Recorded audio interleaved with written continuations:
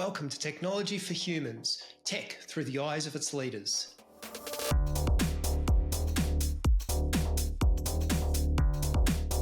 Brought to you by Reinteractive Rails Development Agency. Hello and welcome. And today we're lucky enough to be joined by the Executive Director of Ruby Central, Shan Cureton. Shan, thank you very much for joining us today.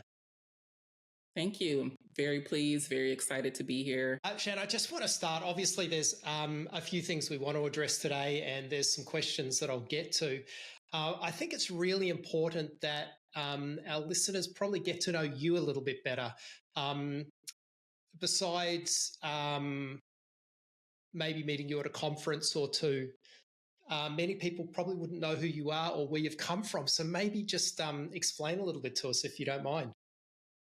Yeah, thank you for that. So I am actually based in Maryland, so just a little bit outside DC. I've been here now for 3 years. I'm actually a Californian though. I'm I'm born in South Carolina, but raised since 5 years old in San Diego. So from San Diego, I went to San Diego State for my bachelor's and master's degree. So I'm an Aztec for life. And my major has been in communication. So I majored in communication. My master's degree is in communication. I have been teaching communication and public speaking I think maybe about 13 years or so. I started teaching actually in college and have been teaching part-time. I have a passion for teaching public speaking and communication, but also just teaching young people and students. And so I launched my startup on the campus of San Diego State. It was a startup that transported kids, so an Uber or a Lyft for kids. And out of my own need, because I was a parent of a high school, middle schooler, and also a kindergartner, and I needed the service. And I couldn't understand why the service didn't exist for busy parents. So I took this weird thing called stranger danger and tested it. Didn't know if it would work. And to my surprise, it did.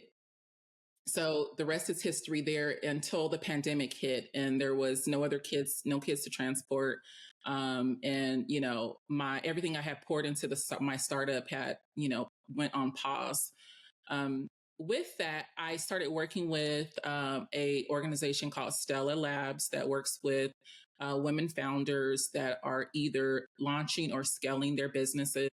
They also host a conference, the Women's Venture Summit, was their program director, just because I wanted to still support startups. And I'm very, very passionate about startups and individuals taking their dreams and seeing them come to life. Since then, I have been on the advisory board for the Zip Launchpad there and also hold office hours. So one of the domain experts with San Diego State's Zip Launchpad, which is the student accelerator. So I support students still to this day, hold office hours, helping them understand, their ideas and helping them kind of take it from idea stage to see it in real life. So just really, really passionate about startups, really, really passionate about working with entrepreneurs. So professional experience is I've been working with nonprofits now. I would say about 8 years or so, ever since the Stella Labs, and just really decided and knew that I was really more focused on social impact. So that brought me to this coast I was working for an organization that did corporate social responsibility programs globally. Really, really fantastic organization, did great work working with corporate partners, building and supporting them through their corporate social responsibility programs and employment engagement.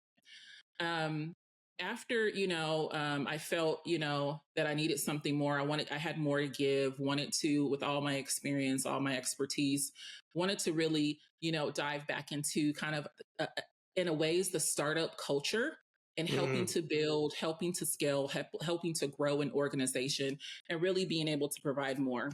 So that brought me to Ruby Central. So I seen the job posting and I thought, wow, this is something that would be very interesting. But also I felt that with all my expertise in knowing how to build and scale, companies, organizations, doing that for myself, helping to support others, I would be able to bring something to this. And then the interview process was really, really, intensive. I had 4 interviews. So met with the interim executive director, the staff, the board, and then also we had a working session. So it was really, really a good experience. And at the end, we both chose each other. Great. And I knew that I wanted to be able to come in and help this organization get to a sustainable. And that is the goal, right? That is the role of executive director, to ensure that we are creating a sustainable organization so that the organization thrives and succeeds for, another 20 or so years. Right. Yeah, there's a whole future to consider. Thank you for that. I appreciate it. It's interesting, like you have this incredible background of startups and building things from nothing. It's interesting when you step into a not-for-profit, there's a very different viewpoint. Like if you're the CEO or the managing director of a for-profit company, your primary goal is turning a profit and, paying dividends or paying, ensuring the shares increase in price or something along those lines. When you're in a not-for-profit, you have the entire community to keep happy, and that's not always possible. No. It's not always possible. In my startup, it was simple. You can imagine when you're transporting people's children, there would be a lot of, a lot of strong feelings, I will say, from parents, of course, naturally. So I had to, definitely adapt. And, I'm a bit of a helicopter mom myself. So I appreciate, a parent and parents' concerns. And so a lot of times they bought in the service because of me, because they knew that I treated every child, all 300 of them, as if they were my own child. And, no child left behind was the thing. So you wasn't going to, make everyone happy in that situation either. But at the end of the day, everyone was safe. And that was the most important part. And that is the kind of the way that I see, our role at Ruby Central as well, or any nonprofit. Everyone is not going to be happy, but as long as everyone is thriving and it's safe, and the organization is in a sustainable position where it's able to continue the work, is the most important thing. Absolutely. Sometimes that means making unpopular decisions, which maybe we'll touch on in a moment. Absolutely. Yeah. Yes. Okay. Exactly. So from where we sit right now today, the ownership of RubyGems and Bundler is now with the Ruby core team. So that happened was announced almost a week ago. And then Ruby Central continues as the maintainers and stewards of RubyGems and Bundler. Do I have that correct? You have that correct. So yes, the repositories have been moved. And this is something that, to my understanding, and a lot of what I'll speak on today is, of course, given to me by third parties, because I am just reached my 6 months here. But my understanding is these are conversations that have been in talks for 4 years now. And so it has been just, something that not only the organization, but, contributors have thought that was the best move and the best idea. Timelines got moved up quicker than we had expected. Wasn't really ideal. But yes, so we are still maintaining and still actively the stewards, and we'll be working collectively with Ruby Core to create governance that is going to be, adopted. And we want to work with the community, and we're open to ideas, always have an open door policy on what that looks like. So I think from the community's viewpoint, I think that's a great solution. And I think there is consensus on that. Maybe not 100% because maybe we'll never get to that, but I think that is a good solution. There has been some posts from yourself and Ali explaining things as we've proceeded. And there's been an accusation, perhaps you would agree rightly, that they are highly curated communications. They're written in a way that doesn't leave too much to, like, that doesn't leave a lot of room for question and no route for questioning. Can you take us through the timeline as you see it from, gosh, I can't even remember now, maybe 6 weeks ago, I think, something like that. Can you just step us through? Yes. So the timeline, it has to start kind of before, of course, everything happens. I think some of the missing pieces, because a lot is already out there. Well, first, can I address kind of the communication component of it? So I am a comms major, and so I think that first post that we had after the access had been removed temporarily, and we put the post out. I think that my talking, I wasn't the only one. It was a collective, effort, but, I will admit that I kind of drafted that myself, just with trying to get as much information as we were able to share at that stage, understanding that this was a temporary thing and that communication should have came out before. So there was a complete failure on our end. So the sequence was incorrect. The sequence was incorrect. The sequence was incorrect. And we were operating on business time, business schedule. So when the access, had been temporarily removed, we should have had sent out the statement right then, but we were operating in business hours. So business hours, of course, isn't really, we're a global community. It just wasn't ideal. That was a complete mistake on our end. And now I understand, how the community would like to receive things. So the communication, as you can see, over the course of time got a little better. But yes, so some of those earlier communications could have been, it should have been a little bit more clear. So let me start there. And I apologize for that.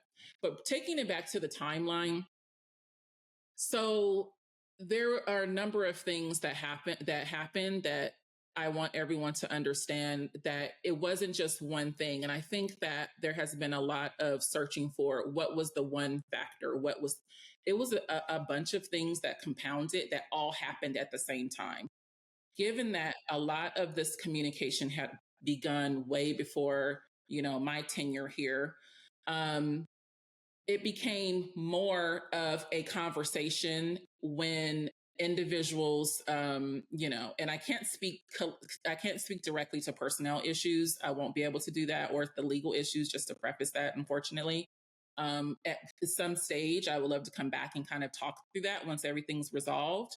But right now, I won't be able to speak a lot on it. But there was individuals that, decided that they were going to leave, which is perfectly fine, or no longer work with Ruby Central and those factors are widely known, which is perfectly fine. We wish everyone, the best. And when we received the first notification, nothing had changed. It was just a matter of discussions on the back end, how we would remove access, or how we would change the way that we operate now that these individuals no longer would like to be, associated with us. How do we over time offboard, because that makes sense. Like, how do we do these things? After that, we had an employee. Ruby Central, right now I am the third. We have 3 employees. We had 4. So we have been historically operating with contractors. We have more contractors and volunteers. More contractors and volunteers. Sure.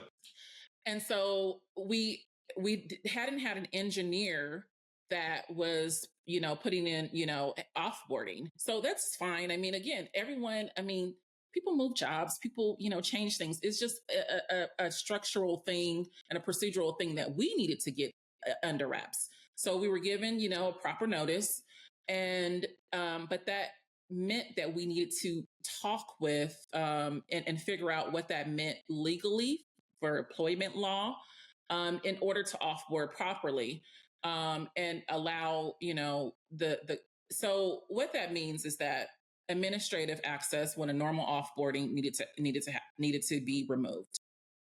This is complex in an open source environment, and I don't know if anyone has figured this out, in other languages. I've been, reaching out to others because I would like to understand this too. It's a very complex, nuanced thing because you have this thing, and it's no longer a volunteer now; it's a contractor. But you had an employee that's moving to. So there's a whole lot of complexities there. Yeah. So these things were going on and these conversations was happening. I also want, because I'm very fair, these are employment, these are personnel issues. The reaction of the maintainers was their experience. I don't want to take that away. I don't want to say their reactions were invalid. It's very valid because those are that is their experience and they get to own it. They didn't have all the story. They didn't, because it wasn't, they didn't need to have the story, and it wasn't their story to have. So they reacted and they, explained their experience with the information that they had. So with the removing, there was a removal that happened, and then they added those individuals back. So then discussions ensued. We couldn't come to an agreement in the time. Now, mind you, and I like to say this too, the imposed timeline was ours. The imposed timeline was because we needed to offboard, right? We only have a certain amount of time for that. So these things had to happen, and it was temporary. It was never meant, and we never wanted to remove, or it was never our intention to remove everyone and for them to be gone this long. That was not the case. We meant what we said when it was temporary. Yeah, and the temporary measure, as you can see, weeks later, was the result, right? The result was the moving, where it would be, we would be able to have governance. It would be able to be stable. That was what we meant, 5 weeks ago. So that's kind of the timeline that's missing. There's other things that have to do with conversations. There wasn't any imposed timeline or threatening of removing of funding from any sponsors. There hasn't been, since I've been here, a sponsor that has tried to influence our decision. In fact, it's in our agreements. It's in the sponsorship documents and agreements that there's no influence and they can't control how we operate and move. There was more just concerned. Could I just interject there just very quickly? Sure, so there was a report that at the Rails conference, there was a sponsor that pulled out, a major sponsor. I won't mention who they are, because they disagreed with a speaker. Is that correct? Or is that a misrepresentation of the truth? No, that is definitely correct. And that was where I was going with it. There's only been one sponsor since I've been here that has, used their influence or tried to influence our decision making with threatening to do that. And those wasn't the ones that have been mentioned or widely discussed publicly. Every other sponsor that we have currently has reached out and been very gracious with support, with how can they help. And the conversations, I think there was, conversations that happened were just out of concern. How can we help? Do you need anything? I know, what's going on. So there's just a lot of, I just want to be able to give the truth and give more color, because not everyone that has spoken had the whole story. They wasn't present and they don't know. And so again, I don't want to invalidate their experience because they were telling the story from their perspective, from their own viewpoint. Yes. Yeah, their own viewpoint. And so this is why, it was important for me to come and give everybody kind of the timeline. It wasn't one thing.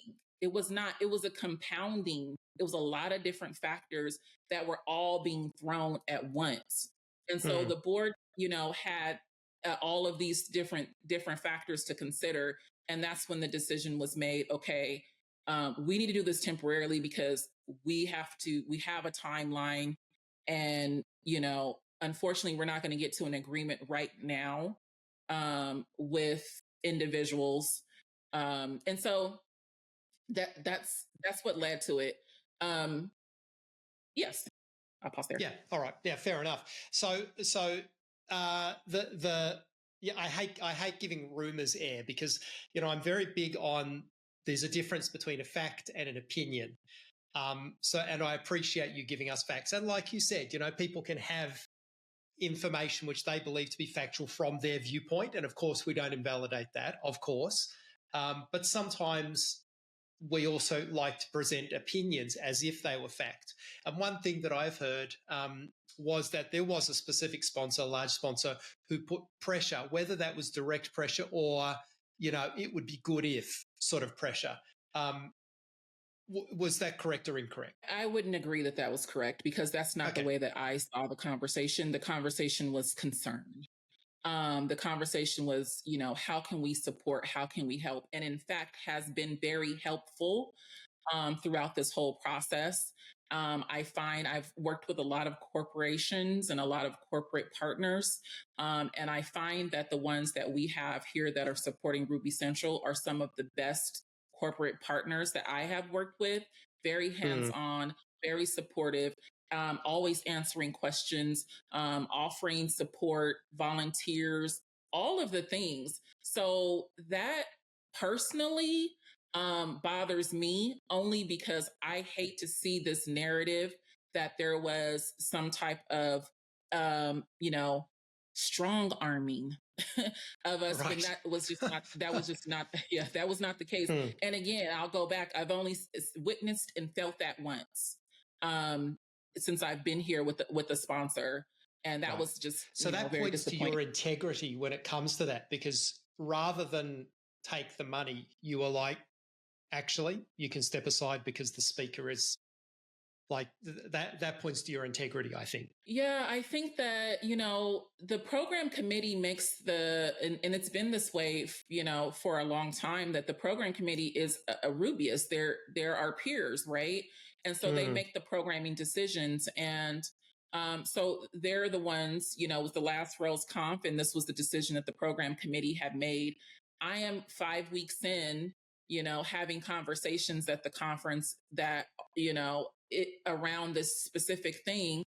And it was a no-brainer to me because individuals, regardless of if there was individuals that, was upset at that fact, at that moment in time, we can't change the programming. We're at the conference. There's individuals that have paid. There's individuals there. And it just wasn't the right thing to do. Even if it happened beforehand, it just wasn't the right thing to do in that moment. And it was just an unfair position to be in. And to have to make that decision. So when I think influence, I think, or strong arming per se, I think that speaks a little bit more to it. What I saw, in that conversation in Amsterdam was just concern and how can we support and how can we help? It wasn't something that came beforehand. They didn't know all of the employment. Again, everyone had their side of the story. They didn't have all parts of the story. And yeah, so no, there wasn't that. It was more concern, and we're all in the same place. So it wasn't a closed door. I think I read somewhere it was like a closed door secret meeting of some sort. I was like, what in the world? It was, we're all here and let's meet in person and not on a Zoom, right? Right. You're in the same boat. Like it's exactly. We're all in Amsterdam, that was my first trip to Amsterdam. Is absolutely gorgeous. Absolutely gorgeous, but that's a side note. So the Rails Foundation did not influence your decisions either, but there was, I guess, some not collaboration, but discussion. There was. We had a meeting. I'm at their conference, right? So we had a meeting. To be frank with you, there was a lot of discussion about technical components, improvements we can make, shared values on improving the language, improving the ecosystem, ensuring that it's healthy. There was conversations around that. And then also conversations on there are public things coming out. Individuals are publicly saying they're distancing themselves from you. And again, there's a room full of people. So I can't sit here and say that this specifically came from one individual or individual. It was just a conversation that was happening, right? It was an organic conversation that was happening on how, but again, in our head, it was, for Ruby Central's purposes, this was just another conversation with something we were already dealing with. We had already had to contact attorneys about employment, employment procedures. We had to create, policies and things that was not in place. So this was just another thing added to that. So I think that somehow this got misconstrued, that this was the deciding factor. It wasn't the deciding factor, because there was laws we have to, as an organization, there's policies and laws that we have to abide by, that is always going to rise above any recommendations or opinions or suggestions, right? At the end of the day, we have to follow the law. Right. Of course. Yeah. So to answer your question, because I want to be as direct as possible. Okay. There wasn't any actual, I would say, recommendations or suggestions given. It was more of a discussion on how can we all collaboratively work together. Also getting past a lot of the historical stuff that has happened that's before, I came aboard, for the betterment of the community. And, I'm always happy and open to have a conversation with anyone, even those that oppose me, if it's going to be for the betterment of the organization and the community, because that, at the end of the day, is our shared goal. 100%. I agree with you. All right, let me put a couple of other things to you, and I'd like to get your feedback. As you said earlier, obviously there are some things that you might not be able to answer because there's legal things that are ongoing. Yes. So just let me know if I ask something that crosses that line. So something that has been brought up in various communications is that there was definitely concerns around security aspects of the gems, the potential of someone entering malicious code into a gem that is then pushed to production, which is then used by thousands and in some cases millions of applications worldwide. Was that a very real concern to you or to the team? Absolutely. And we took that concern very, very strongly and very highly, which is what led to some of the erosion of trust, right? So yes, as stewards, we have to, investigate these things.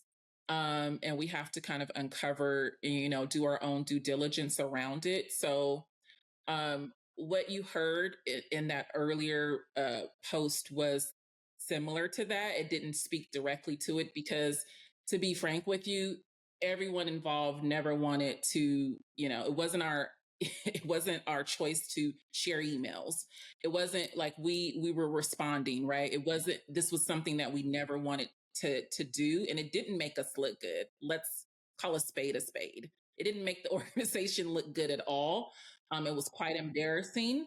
And also, highlighted some of the operational gaps that we have and inefficiencies that we have since been addressing, and definitely, making a better change here for the future.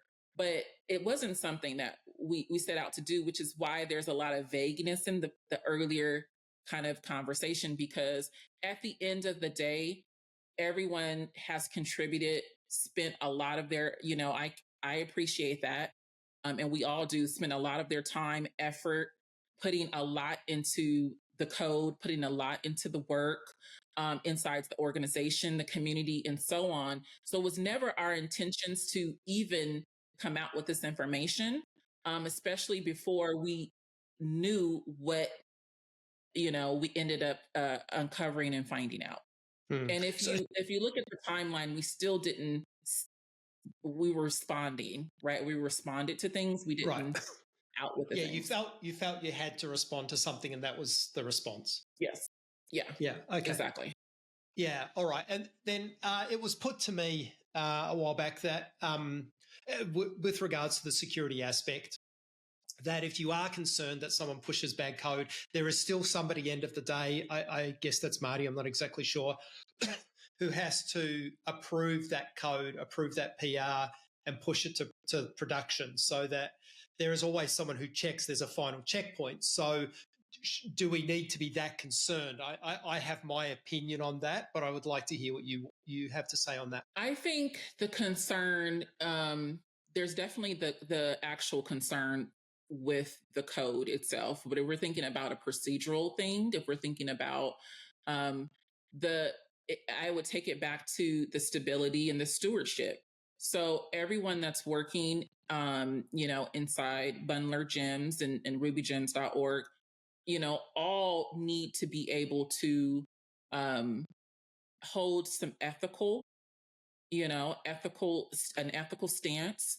And if that is questioned, or if we are questioning, motivations, to me, that is something that there's a concern, right? There's a concern with the motivations. There's a concern if we have the right people around us. And not to say that, again, I definitely don't want it to come across that I am taking away or somehow minimizing all the work that has been done. It's just it quite amazes me. I'm definitely amazed by all the geniuses that it's incredible. I feel I'm surrounded by. So I'm definitely not saying that.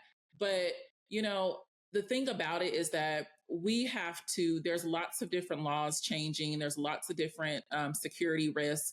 And for individuals of this status to understand the repercussions and put the organization in a very uncomfortable position to even entertain and ask like that.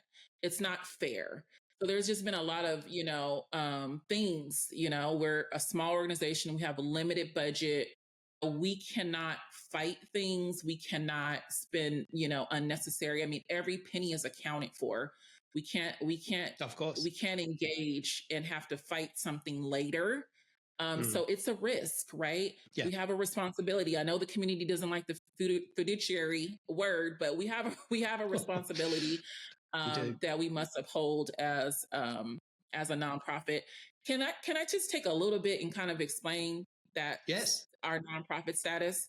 Yeah, please do. So I think there's also some confusion because, we've all seen the merger document, and like a lot of things at Ruby Central, and kudos to everyone who has contributed to the organization, who has held a role, a volunteer role, everything across the years. But the baton, historically, the organization was just doing conferences, making a lot of money. After COVID, attendance dropped. And it was more so breaking even or at a loss. We became a 501c3. The rules around the 501c3 changed slightly, where the having conferences was considered to be an educational component, but no longer an educational component. So we actually, in order to hold our 501c3, need to have programming, right? Actual programming like a traditional nonprofit. So maybe some STEM education, some programs that. And although we're servicing the Ruby community, we're servicing the community. So maybe we're bringing new Rubyists in. We're bringing individuals in. The Ruby Together was a C6, was just more of a business membership organization. Merged that into our C3. So how this operating is not indicative of a C3, charitable organization, meaning that we do need to have volunteers working in open source. We do need to have programs It would be lovely to have programs. The staff and, even myself in these 6 months, we have programs we would love to pilot that will bring new Rubyists, work with startups, um, you know, uh, build out the Scholars and Guides program a little bit more to work with them before the conference. So helping them, mentor them, ushering them into the community in the right way. So there's a lot of things that will provide and help us, keep our C3 status intact. So I did want to just clear that up a bit because I think that there is a little bit of confusion as to what we do, our role, and it helps to understand the decisions that we have to make, that we're not a C6 and that we can't rely only on corporate sponsorships. We need to apply for grants. The organization has never applied for grants in the history of the organization. And happy to say that we have a ID and we're able to now apply for grants. Going to get started with that. But that also means expanding our programming. So a lot of the access control things and a lot of the way that we open up open source to be truly open is important so that we can provide these programs and pilot these programs to get, a wider reach, if that makes sense, and bring individuals in, which benefits everyone, right? We all want to see the language grow. We need it to be sustained. Absolutely. At some point, we want to retire. Yeah. So I wanted to clear that up because I think that a lot of that was, I seen a little bit of a misunderstanding about, right. And fair enough. And I think I would also add to that too, that sort of structure doesn't necessarily take into account things like PR and legal that have become necessary at this time and maybe weren't thought about earlier. Definitely not. The lawyers. The lawyers. I mean, if we could stay away from them, that'd be great, but that's not always the case. We would love to. We would love to, put these legal issues behind us. Yeah. Open to have conversations. Open to, get past this, figure out a common ground. My door is always open. We're open to talk to, and speak to all the former maintainers on an individual basis, or we can all sit down and have a chat. No one's hiding and no one's running. It was literally a fire that we needed to, put out. And you have to, do that first before you can now kind of engage, which is why we're here now. But I definitely think that's important too for everyone to understand that we're more than happy to have conversations with the maintainers, and we have a governance that we need to create. It's under Ruby Core now, so we're happy to have these conversations individually. Please reach out. Our door's open. Right, which is the very definition of a community run group. I want to move past the rumours, but I'm just going to put one more to you because it's probably the most egregious and for many minds probably the most outrageous as well. And that is that it was a hostile takeover and RubyGems was not yours to take. Now, I hate even saying those words to you, Shan, because I feel awkward even saying that to you.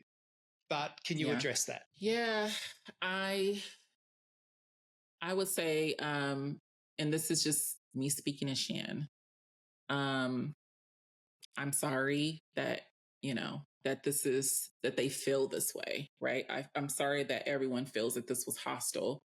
It was all made with positive intentions. I don't think it's everybody, by the way.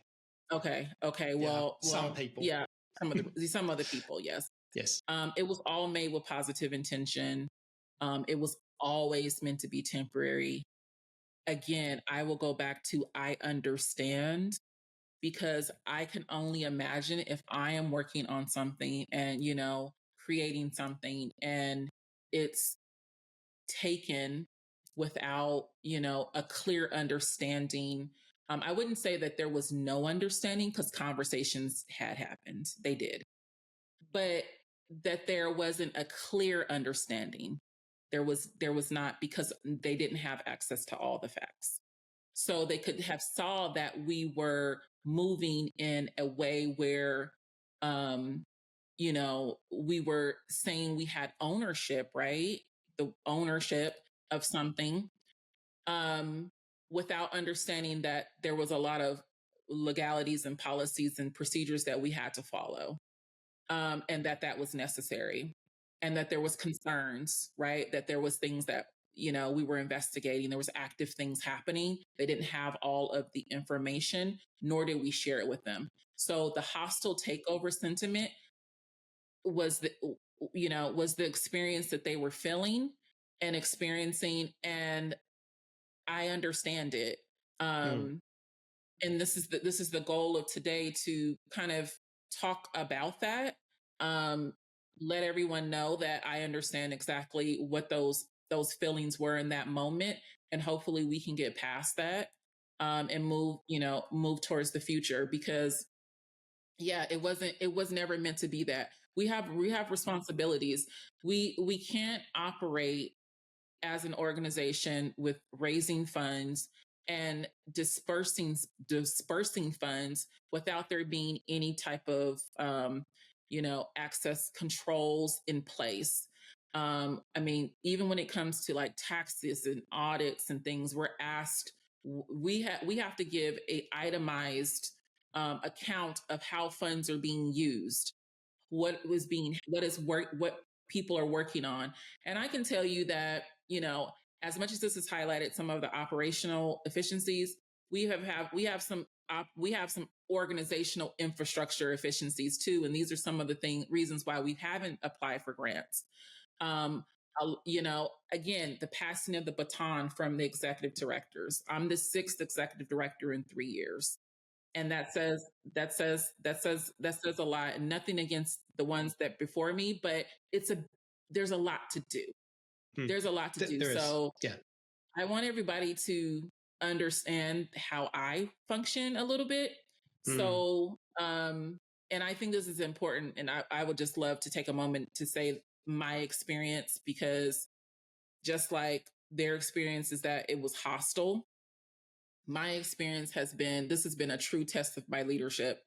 And it really has. And the reason being is because I have always attached myself, and I gave you a little bit of my history, to things that have been positive in nature, and have been really careful on how I'm presented, publicly, to make sure I'm attached to positive things that match my values.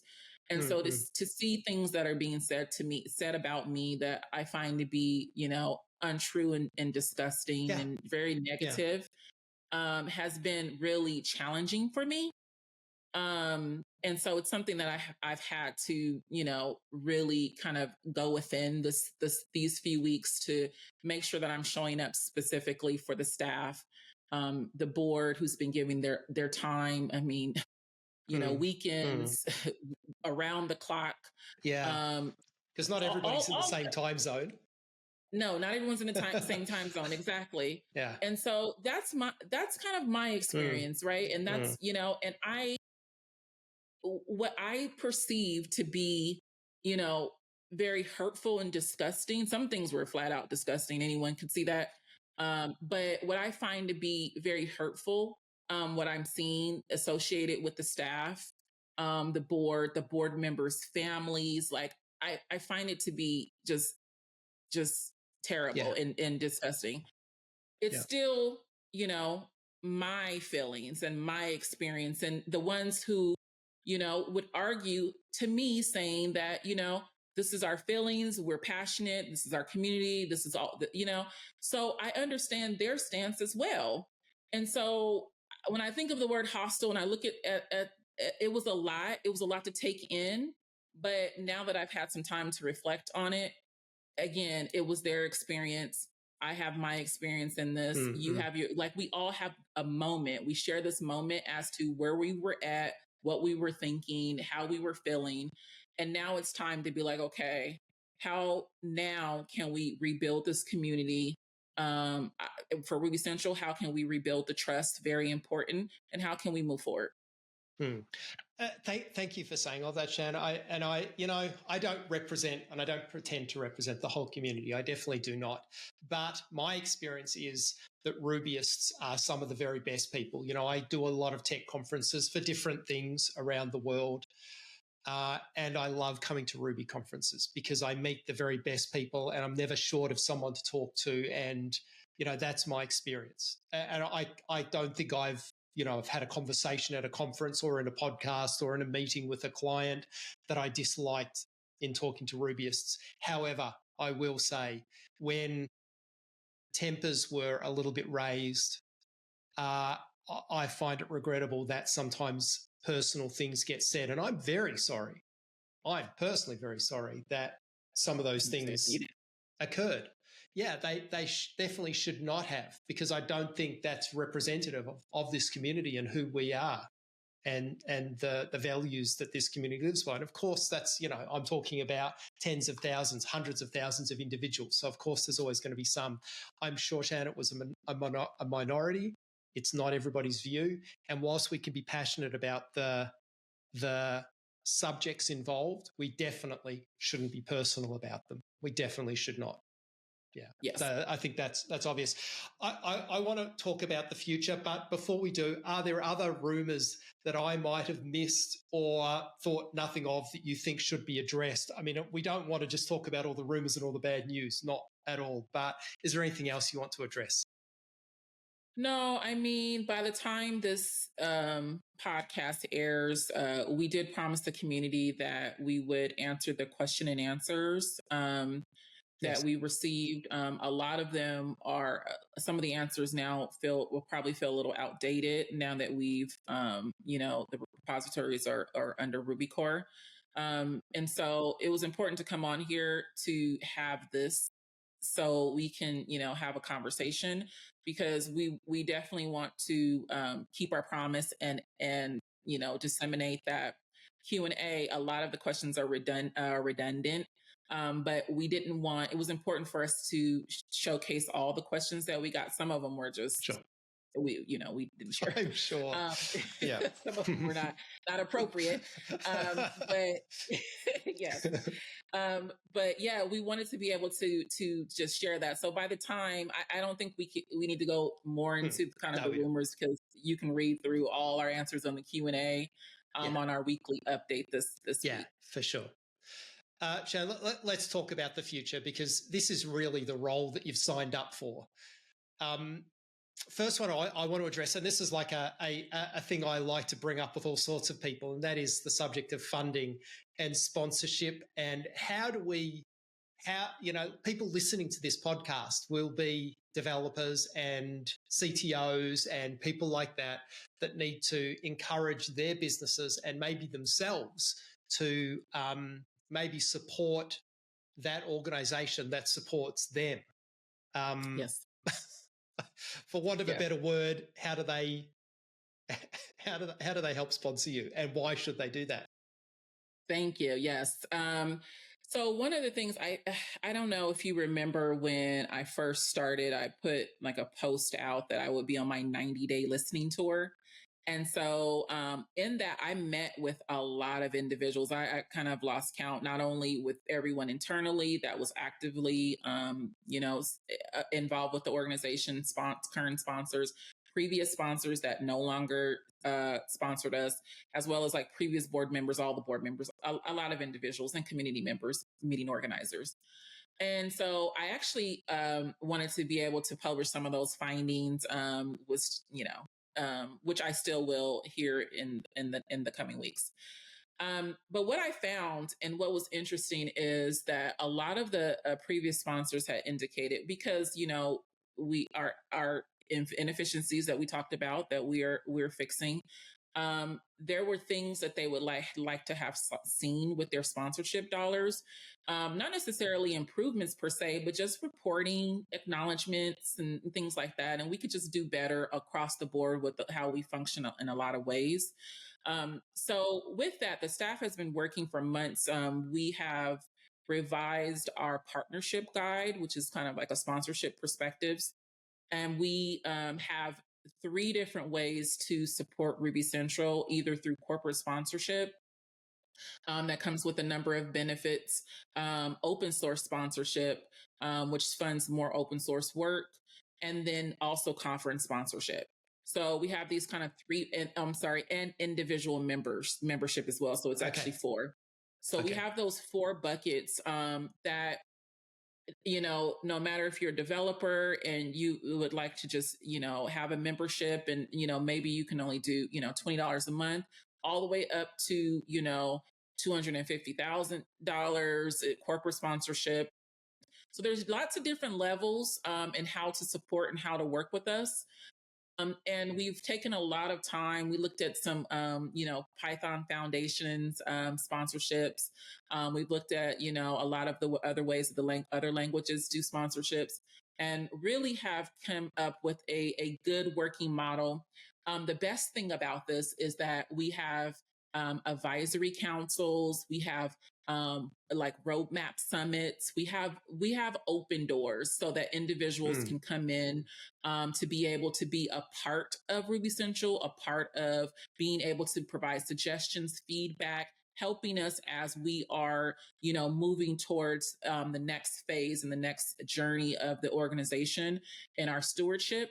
So these are the things that we embedded in there, because this is the feedback that we receive, that individuals want to work with us more. They want to be involved. They want us to report more. They want us to be more vocal and active. And so these are the things that we have woven into our sponsorship and partnership guide. So that's very exciting.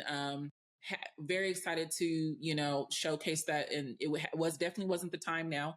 But in the next coming weeks, we'll definitely want to send this out and share with the community, have it on our website and things. So please stay tuned for that. What are some of the things you would like to do? Let's say there is not an unlimited funds, but you do, as a result of this, there is more funds coming into Ruby Central. What are some of the projects that you would like to get off the ground? Yes, thank you for that. So there are a number of projects that there's some pilots. So I spoke a little bit about some of the programs that we would like to launch. We also have the conference. We have the location of the RubyConf that we want to, maybe announce here, definitely in November. We want to be able to announce it. Definitely wasn't a conference time, just like it wasn't, sponsorship announcement time. But there's a program, that we have, that we work with the scholars and guides, because we found that the scholars and guides, it was just the one day, but how do we really usher the new recruits and the new Rubyists into the community? So helping them through mentorship, resume preparation, kind of helping them, helping them create lightning talks and mentoring them and things so they can get, more embedded. Working with startups, the non-technical startup founder. You're perfect for that. Exactly. The non-technical startup founder is, I'm passionate about that, but I also, so how do you guide them to say Ruby? Yes, exactly. Yeah. And what about if they, started and learned Ruby, built their, web apps on that, or some portion of it. And then here we are, we have, maybe the next unicorn, right?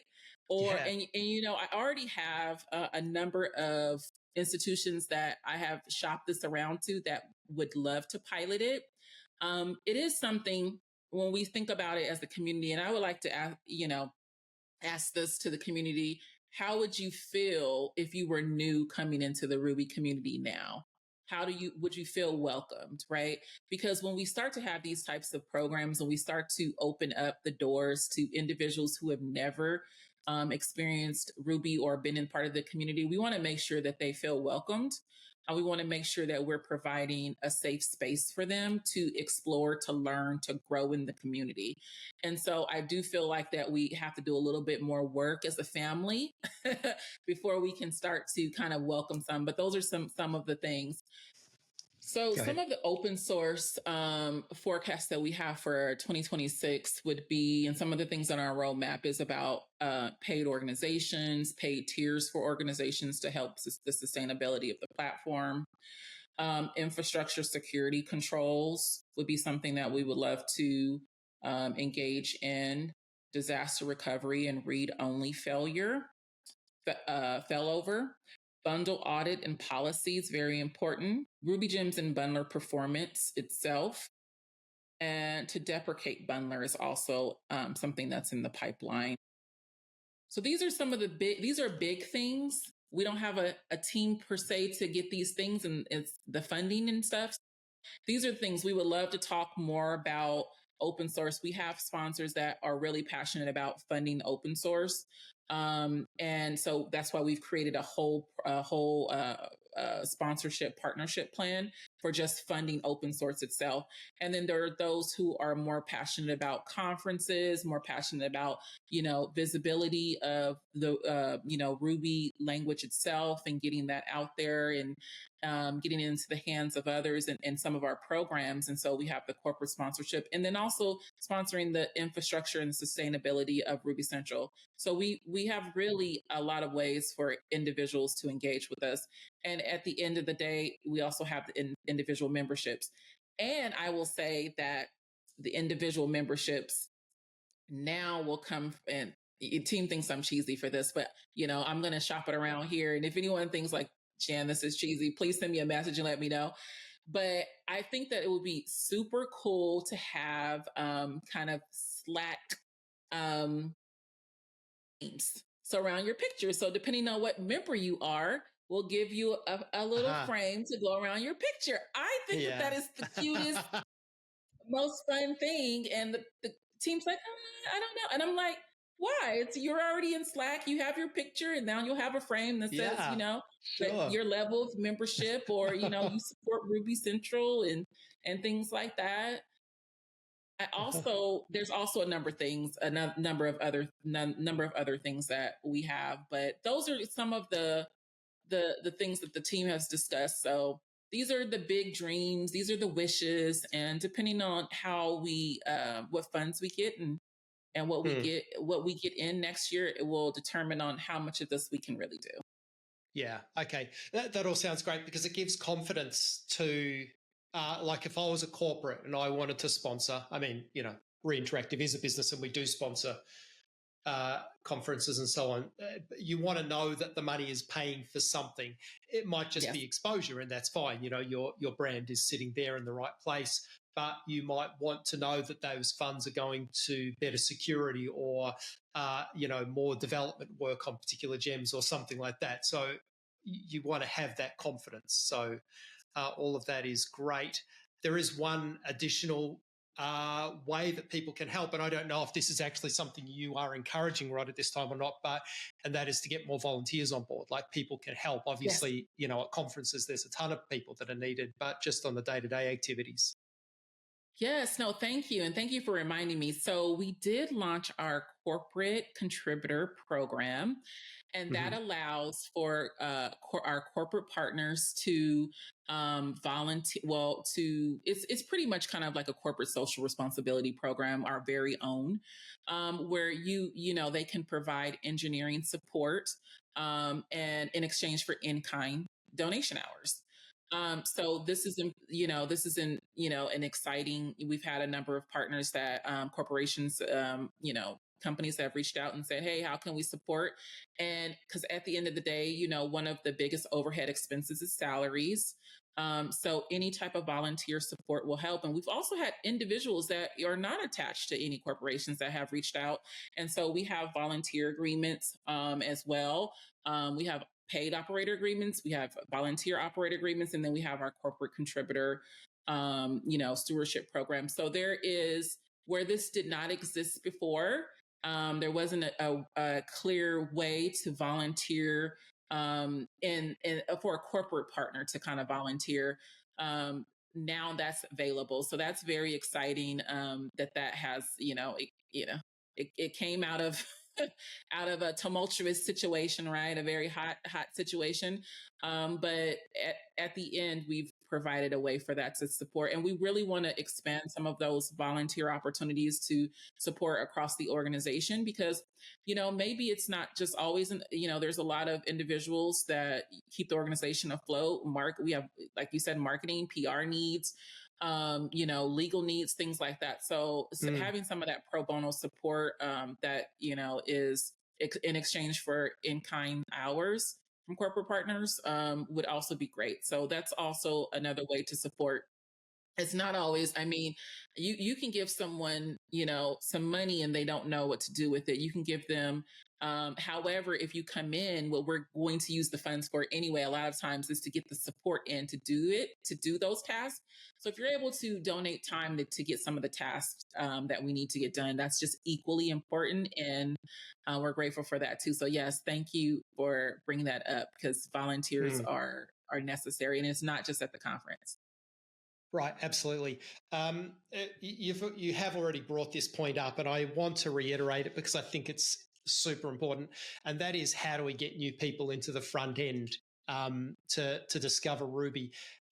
When Ruby became popular back in the day, it was, I think, in part because new computer science students were like, that was the language that they were starting to learn when they were at university, when they were at college.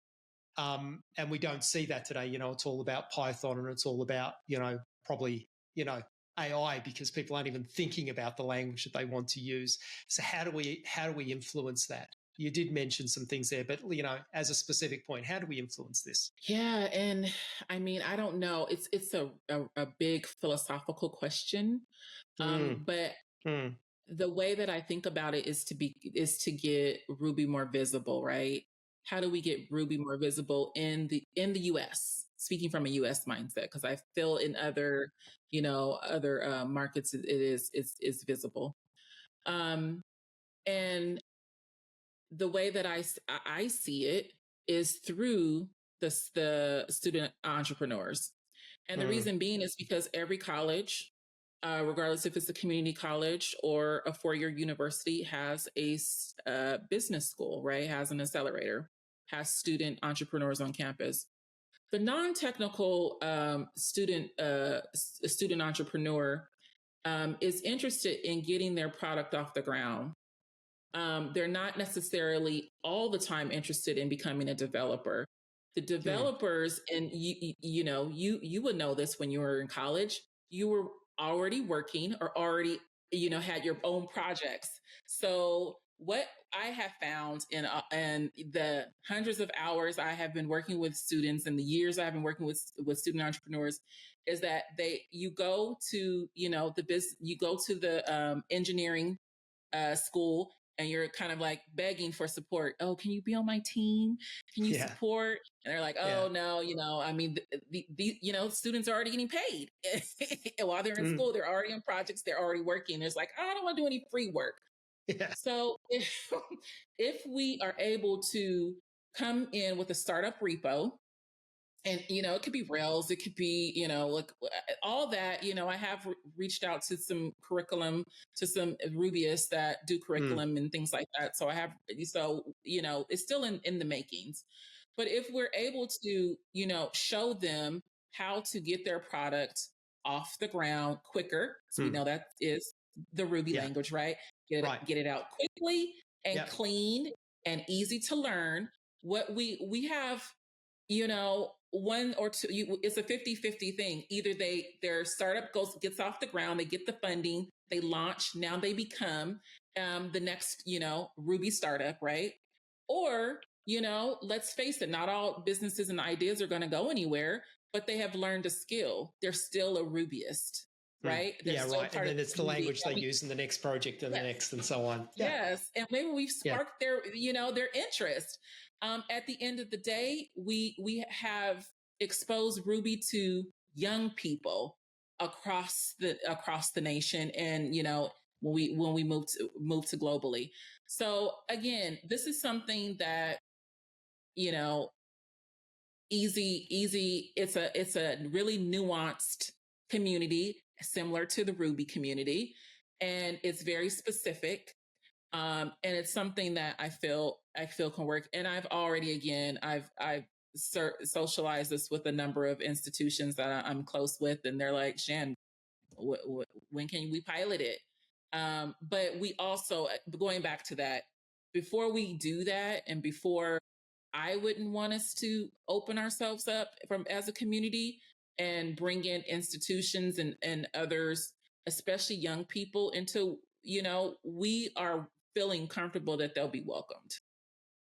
Absolutely. Right. That's fantastic. And so this is something that, I've spoken with some others that, are in my position or have been in my position. And so I want to be able to start getting some feedback loops. So I don't have all the answers. Right. If anyone has any suggestions on how to make this work, or, if you have suggestions, if you want to support in this initiative, please reach out to me. Because before we launch things, I'm not going to say we're going to, get the community's feedback on every single thing. But some of these bigger things that affects all of us, right? If we go out and start to engage, higher institutions, we can't now go and say, San Diego State, of course, please don't, but San Diego State, why are you working with Ruby Central? We can't do that to them, right? Yeah. We can't, we don't want to do that. So, but yeah. So your role then, more than anything, is to encourage the conversation so that other people are doing that. Like, you've got to start or encourage or cause that conversation. And then it's up to us as a community to go out there and talk it up. And it's something like I like every podcast I do, every conversation I have with a Rubyist, I ask the question of what do we do about the future? Like, how do we get more people into the program? And I think if everybody was doing that maybe that would be beneficial. Absolutely. And yeah, I need the community and the programs that we've developed, because we have been meeting with the regional meetup organizers, brings the regional meetup organizers to the fold. So a lot of that, they will be supportive of all these programs, and they will be shepherding and supporting. And, it's the model of the funding and everything is already in there. So there are some volunteers, but more so it's paid, to make sure that everyone's compensated for their time. And they will be in the fold. And so now they have, more of a community that they're cultivating also. So we all have to work together. So, I would love to talk about this. I would love to talk about some of the other programs. These are passionate. These are very much passionate, passion projects for the staff. The staff is excited to roll out some of these programs that speak to kind of different demographics, individuals that may not have been exposed, that changes lives, right? A young, a mother like myself that, was launching a business with not a lot of resources and means. I was using a white label app. Learning Ruby would have literally changed.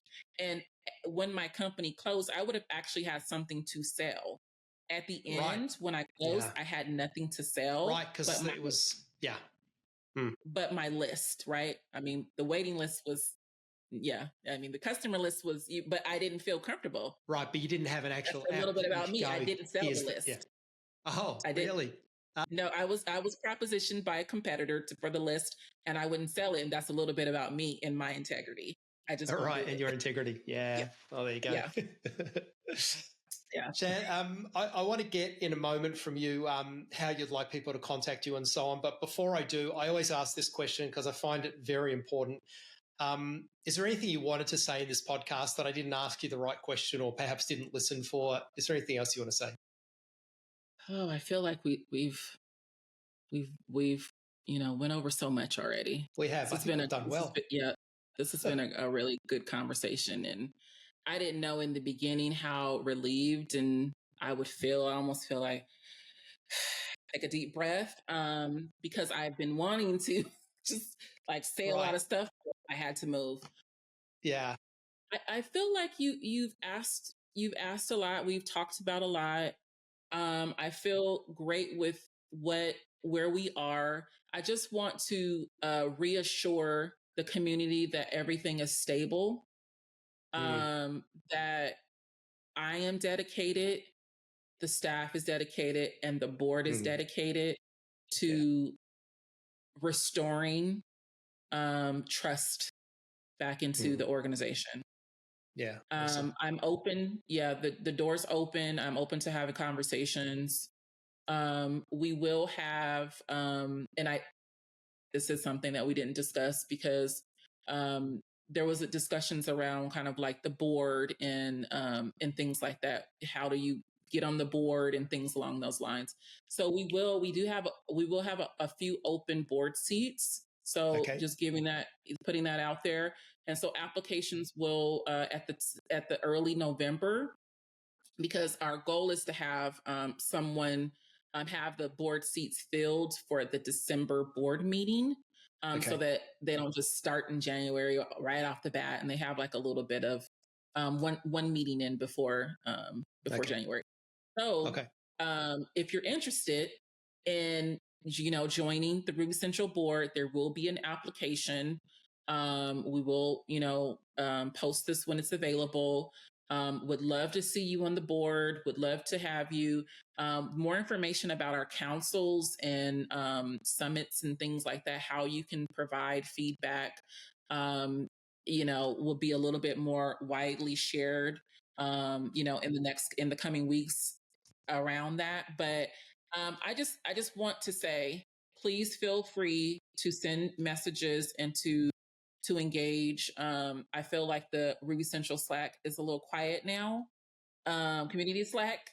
Okay. Please come back and communicate there.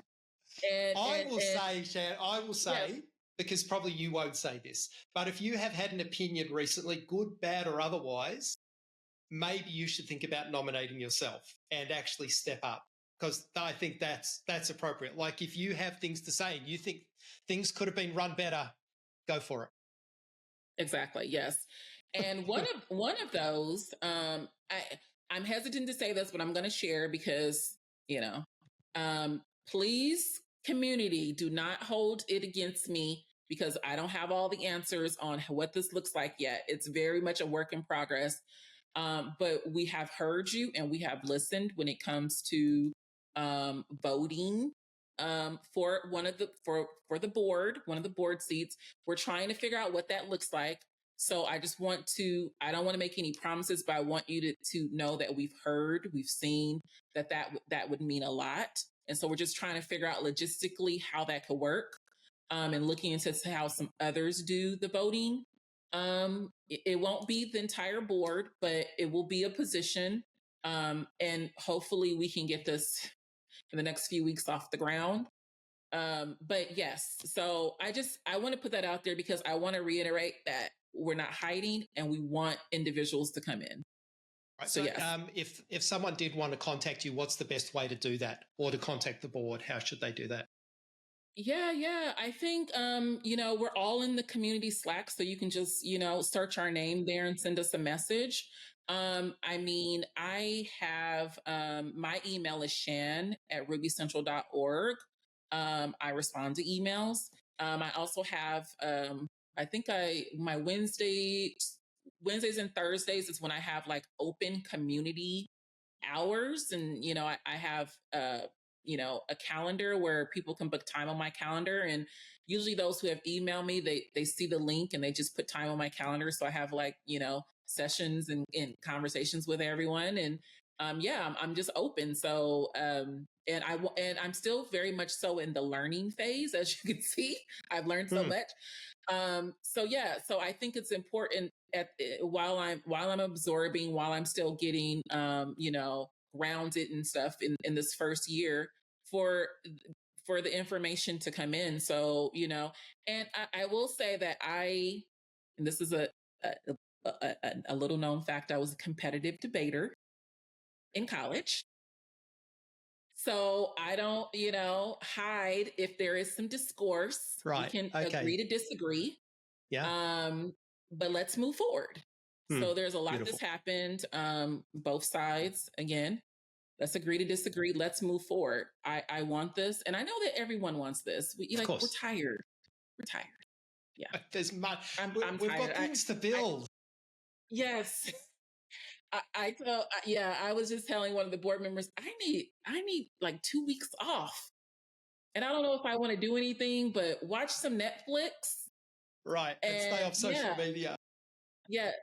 Well, yeah, I was pretty much staying off social media. I just, the last week kind of caught up with everything. So it was like, oh my gosh, all of this was going on. And then I happened to, I mean, you're not supposed to tell people this, but I happened to Google my name because I don't Google my name like that. I did. But I Googled it and I was like, okay, I won't be doing this. I have to now the task is to get more positive stuff going on so that when I Google it, all that stuff's at the top once again. Yeah, it all flows away. Yeah, and it will. It will. Yeah.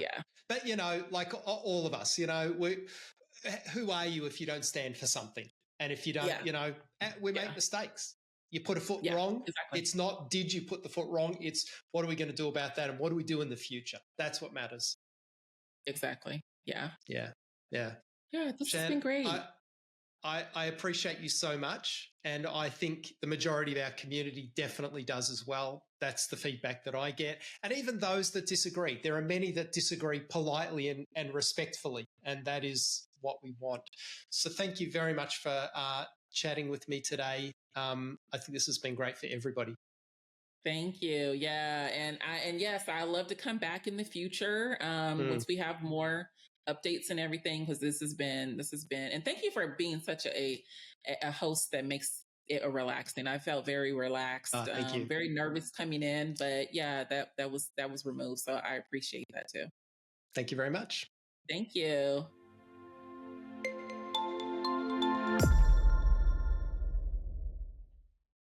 Oh, I didn't realize you were still here. Well, if you've stuck around this long, then you might as well hear from me a little bit more. Thank you very much for just listening to the podcast. I hope you enjoyed it. I hope you got something incredible out of that. Do you want to know something about Reinteractive? I suppose you do. So Reinteractive is a development agency. We specialize in Ruby on Rails. So we do everything Ruby on Rails. We do brand new startups, which I love doing. We look after legacy applications. We do all sorts of upgrades and feature work and, of course, routine maintenance. We also do operations. We do AWS and Heroku for any application, so long as it's Ruby on Rails. So if you need some development work done, if you want some UX and design done, if you want some operations for your AWS Heroku, just give me a call, hit me up. I suppose you know how to do that because you're on social media, so you'll know what to do. And if not, then I guess I'll see you around at the next conference or something. If you ever have any questions or you just want to chat, just, drop me a DM. Talk to you later. See you guys.